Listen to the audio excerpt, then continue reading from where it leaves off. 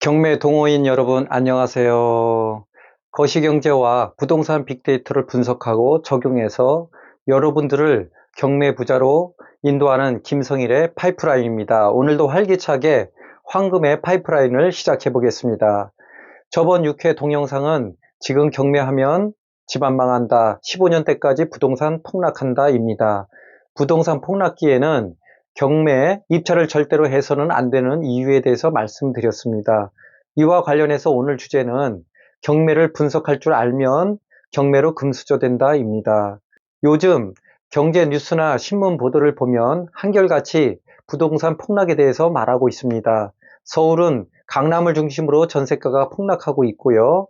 제2 판교라는 마곡지구 남가자동 등지에서 반값에 가까운 매물들이 쏟아지고 있습니다. 수도권은 이미 대세 반값 부동산이 시작이 되었습니다.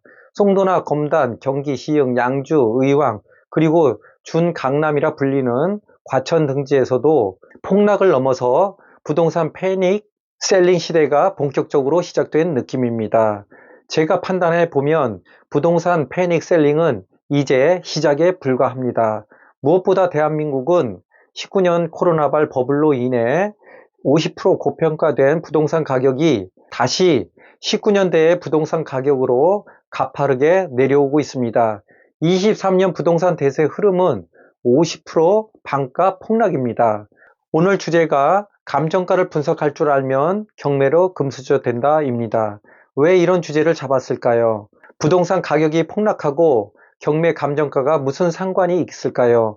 결론적으로 말하자면 부동산 가격이 급속도로 폭락할 때에는 반값 부동산 경매 매물이 나와도 쳐다봐서는 절대로 안 된다는 말씀을 오늘 전달하고자 합니다. 그런데 요즘 법원에서 부동산 경매장이 많은 사람들로 자리에 앉지 못할 정도로 꽉 찼다는 뉴스 보도가 무슨 말일까요? 제 판단에는 경매 전문가가 아닌 분들이 뭔가에 속고 있다는 말입니다.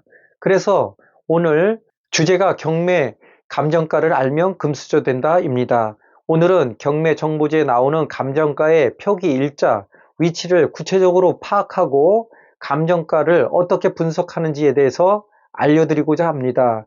거시경제의 큰 틀에서 감정가의 위치 일자 파악은 지금 경매를 해야 하는지 안 해야 되는지 판단하는 중요한 부동산 경매 지표입니다.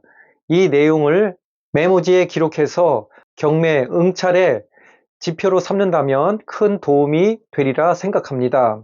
감정가를 5단계로 분석해 보았습니다. 감정평가사가 평가한 날짜를 기준으로 제가 만든 감정가 5단계입니다.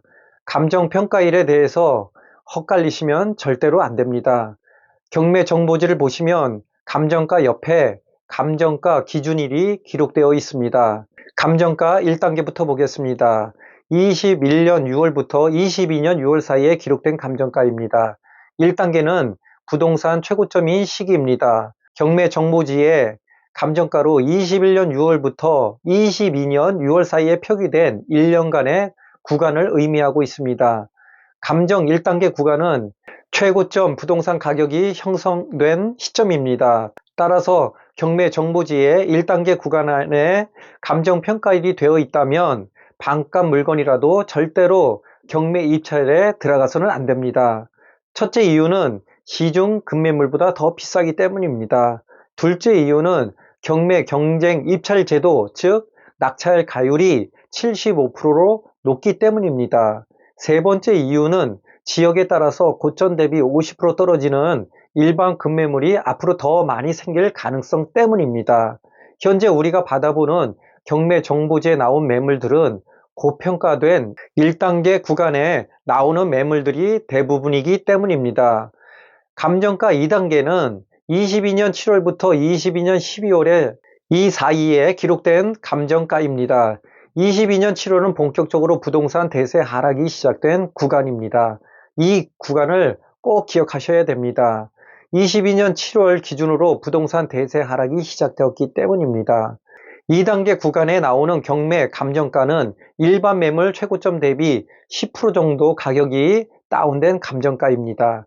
1단계 구간과 마찬가지로 고평가된 감정가 일자로 일반 급매물과 비교해서 반값 경매 물건이 나오더라도 큰 매력이 없는 구간의 경매 매물들입니다. 감정가 3단계는 23년 1월부터 23년 6월 사이에 기록된 감정가입니다. 이 구간은 지금 진행 중이거나 앞날을 예측한 내용입니다. 이 구간은 일반 부동산 납폭이 고점 대비해서 지역에 따라서 20%에서 40%까지 폭락을 예상하고 있습니다. 2020년대에 부동산 가격까지 내려올 것으로 예상하고 있습니다. 이 구간에서는 일반 부동산이 고점 대비 20%에서 40% 빠진 감정가를 반영하기 때문에 지역에 따라서 경매 입찰 준비와 응찰을 시작해도 되는 시기입니다. 다만 본격적인 경매 응찰은 아직 아닙니다. 감정가 4단계 구간은 23년 7월부터 23년 12월 사이에 나오는 감정가입니다. 이 구간에 일반 부동산 시세는 19년대까지 내려올 가능성이 많습니다. 19년대부터 대한민국의 부동산 가격이 폭등한 시점입니다. 다시 말씀드리면 19년 코로나발 부동산의 50% 거품이 90%가 제거될 시점으로 예상하고 있습니다. 이 시기에 정부주의 감정가는 일반 매매가의 40%에서 50% 빠진 가격이 감정가에 반영됩니다. 경매인들은 이 구간에서 적극 입찰을 참여해도 되는 시기입니다. 이유는 일반 매매가가 더 빠진다 해도 10%선 내외이기 때문입니다. 경매의 장점인 2, 3회 유찰이 되면 최고점 대비 60%에서 70% 부동산 매물을 구입할 수 있는 좋은 기회라고 생각합니다. 감정가 5단계는 24년 1월부터 24년 사이에 기록된 감정가입니다. 이 시기부터는 대한민국 부동산이 패닉 셀링 구간입니다. 따라서 경매로 줍줍시대가 열리는 시기로 보고 있습니다.